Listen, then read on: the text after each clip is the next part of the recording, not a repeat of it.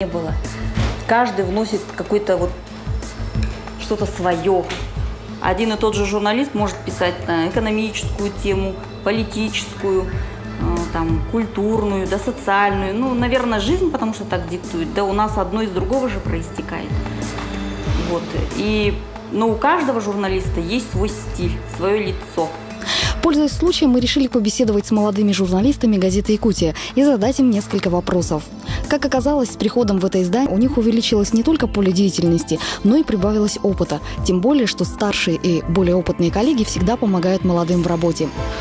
До газеты «Якутия» я работала в газете «Якутский университет» и «Эхо столицы». Ну, здесь, конечно, работать интереснее, потому что университетская газета освещала только работу университета. «Эхо столицы» – это городская газета, «Якутия» – газета республиканская. Поэтому, естественно, поездки по улусам, на ызыхи. А так как отдел культуры, то очень много интересного же происходит. Работаю в отделе новостей. Отдел один из самых главных, считаю, в нашей газете. Постоянно мы даем новости на первую полосу. Я работал в газете «Спортивная Якутия» 2000 года. Потом пригласили меня в газету «Якутия». Я думаю, от таких предложений отказываться грех. Коллектив все-таки дружный, я считаю. Как если сравнить с командой, то он такой сплоченный, скажем так. И под руководством главного тренера, главный редактор, он сплачивает нас, и настоящая команда, а не сборище каких-то талантов у нас. Наверняка каждый читатель хоть раз задумывался над тем, где и как журналисты находят своих героев, и как появляются новости. Бывает и так, что дают задание, что допустим, юбилею какого-нибудь артиста, или премьера фильма проходит. Естественно, тогда ищешь исполнителей главных героев. Иногда бывает так, просто по желанию, что этот человек интересен. Наверное, и читателям интересно будет про него узнать. Есть календарный план, какие мероприятия должны произойти. С министерствами у нас связь тоже есть.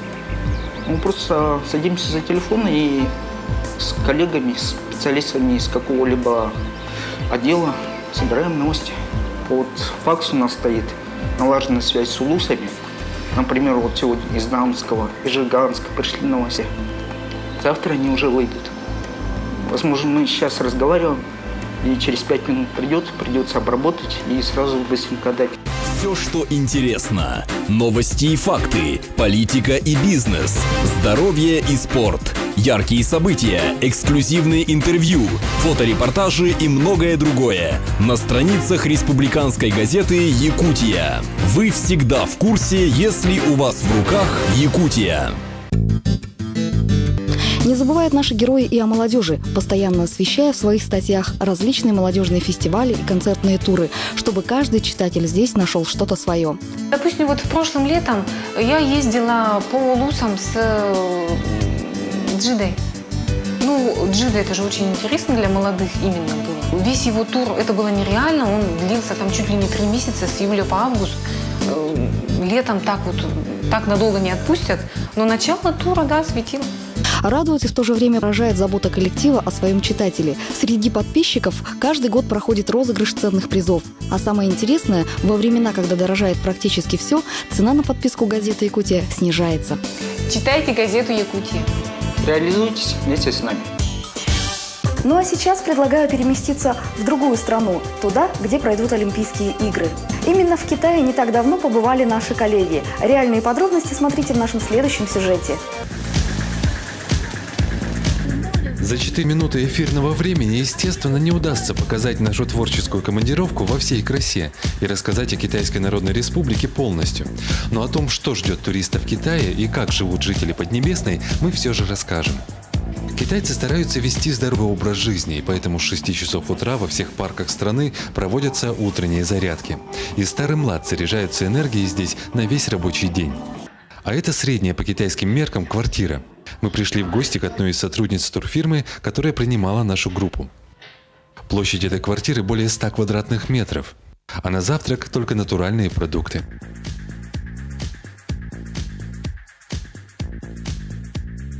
Признаться честно, никто из нас не ожидал, что Харбин такой большой, современный и интересный город. Здесь каждый турист найдет занятие себе по вкусу. Кого-то могут заинтересовать исторические места, а Китай – это история целой цивилизации. Кто-то приезжает сюда вести бизнес с китайскими партнерами, кого-то манят развлечения, а кто-то приезжает сюда, выражаясь современным языком, за шопингом. Вот и женская половина нашей группы не удержалась от примерки норковых шуб, средняя цена которых в Харбине, кстати, не превышает 25 тысяч рублей. Город Харбин – это одно из самых посещаемых мест в Китайской Народной Республике. Сюда съезжаются более 200 тысяч туристов в год со всего мира. За последние 10 лет туризм в Китае развился достаточно сильно. Появились современные постройки, отреставрированные исторические здания. Очень скоро мы будем готовы принять туристов и в зимнее время. Для этого строится целый снеголедовый город. Туристы приезжают сюда, чтобы посетить остров Солнца, погулять по самой длинной пешеходной улице в Азии по Харбинскому Арбату, где в 19 веке торговало множество русских купцов. Сейчас на Арбате стоят самые современные магазины и кафе. Полярный океанариум – место, куда приходят целыми семьями. Где же еще можно увидеть столько полярных животных в одном месте? В этом зале плещется 3-метровый белый медведь. Зрелище впечатляющее. А в другом мирные пингвины кушают из рук смотрителя океанариума. В соседнем аквариуме настоящие монстры – акулы. Полярные волки соседствуют с парой песцов. Смотрите, как самка восхищенно взирает на своего спортивного друга. 2 дрессированные белуги этажом выше стараются понравиться зрителям, а в соседнем зале идет целое представление, которое показывает морской лев и его дрессировщик.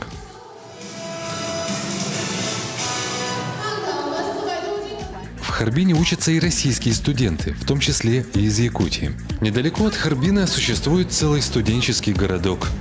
Но есть наши земляки, которые остались здесь жить. Екатерина Арсакова вышла замуж несколько лет назад, и теперь у нее свой ресторан с очень русским названием «Катюша», и в который непременно заглядывают якутяне. К покупателям здесь очень трепетное отношение. Этот продавец, например, при виде съемочной группы сразу же пригласил нас к себе в магазин автозапчастей. Еще одна достопримечательность Харбина – парк «Окно в Европу и в Азию». Харбинский парк «Окно в Европу и в Азию» – это удивительное место. Сейчас я нахожусь в Австрии. Позади меня скульптура великого музыканта Штрауса. Справа Москва, Кремль.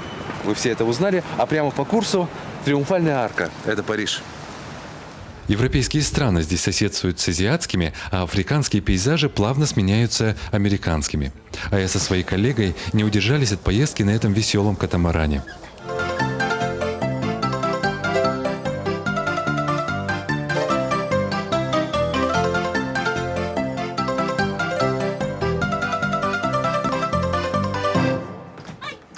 Ваш покорный слуга – большой любитель рыбалки. И прямо на набережной реки Сунгари мне удалось порыбачить на золотых рыбок. Такую удочку можно купить буквально за 5 юаней, это на берегу реки Сунгари, и поймать рыбу. Сейчас посмотрим, что у нас получится.